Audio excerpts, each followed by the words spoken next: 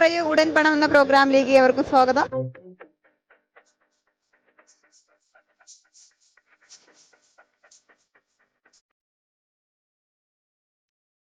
അപ്പോൾ ഇന്നത്തെ മത്സരാർത്ഥി ഇവിടെ റെഡി ആയിട്ട് നിൽപ്പുണ്ട്. നമുക്ക് അദ്ദേഹത്തിന് ഒന്ന് പരിചയപ്പെടാം. സ്ഥലം എവിടെ? ഇവിടെ എന്താ ബിസിനസ്? ഫ്രണ്ടാണോ? ഫ്രണ്ടിന് കച്ചവടം ഉണ്ട്. ഇവിടെ നല്ല ഗപ്പി കുട്ടികളാണുള്ളത്. ഇവിടെ ആവശ്യമുള്ളവർ വന്ന് വാങ്ങുക. അപ്പോൾ നമുക്ക് എന്താണ് പ്രോഗ്രാം എന്നതിനെ കുറിച്ചൊന്ന് പരിചയപ്പെടാം. ഓക്കെ, 5 GK ക്വസ്റ്റ്യൻസ് ചോദിക്കും. ബേസ് ആയിട്ടുള്ള കുറച്ച് ക്വസ്റ്റ്യൻസ് ആണ് ചോദിക്കുന്നത്.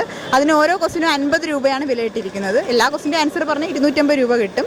പക്ഷേ മൈനസ് ഉണ്ട്. PSCക്ക് മൈനസ് ഉണ്ടല്ലോ. അതുപോലെ ഞാനൊരു PSC ആണെങ്കിൽ അതുപോലെ ഈ ക്വസ്റ്റ്യൻസിന് മൈനസ് ഉണ്ട്. ഓരോ തെറ്റുത്തരത്തിന് 50 വെച്ച് റിഡക്റ്റ് ചെയ്യും. ഓക്കെ, അപ്പോൾ ഇതാണ് നമ്മുടെ മണിപ്പെട്ടി എന്ന് പറയുന്നത്. മണിപ്പെട്ടി വെച്ചോ. ശരി ഉത്തരം പറയുമ്പോൾ അതിന് 50 രൂപ എടുത്തോ. ഓക്കെ, അപ്പോൾ നമുക്ക് ആദ്യത്തെ ക്വസ്റ്റ്യനിലേക്ക് പോകാം. ഏറ്റവും വലിയ സമുദ്രം ഏതെന്നറിയോ? ഏറ്റവും വലിയ സമുദ്രം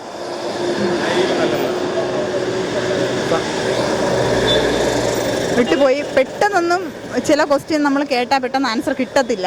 എപ്പോഴും റിപ്പീറ്റ് ചെയ്താലേ നമുക്കത് മൈൻഡിൽ ഇരിക്കത്തുള്ളൂ. എങ്കിലും ഓരോ ഓർമ്മയിൽ വെച്ച്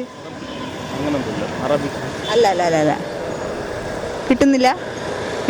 ഓക്കെ, അപ്പോൾ അവിടെ ഒരു മൈനസ് വന്നെങ്കിലും കുഴപ്പമില്ല. നമുക്ക് രണ്ടാമത്തെ ക്വസ്റ്റ്യനിലേക്ക് പോകാം. കേരളത്തിൻ്റെ തലസ്ഥാനം ഏത്?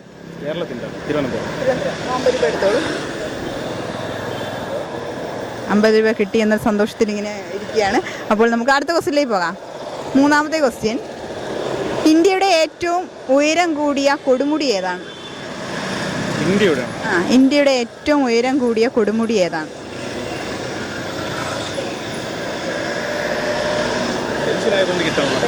കിട്ടുന്നില്ല. വെറുതെ ടെൻഷൻ അടിക്കണ്ട, ആലോചിച്ച് പറഞ്ഞാൽ മതി.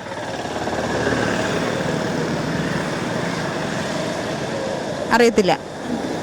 അപ്പോൾ മൈനസായി 50 രൂപ അതുപോലെ അതിനകത്ത് ഇട്ടോളൂ. ഓക്കെ, അടുത്ത ക്വസ്റ്റ്യനിലേക്ക് പോകാം.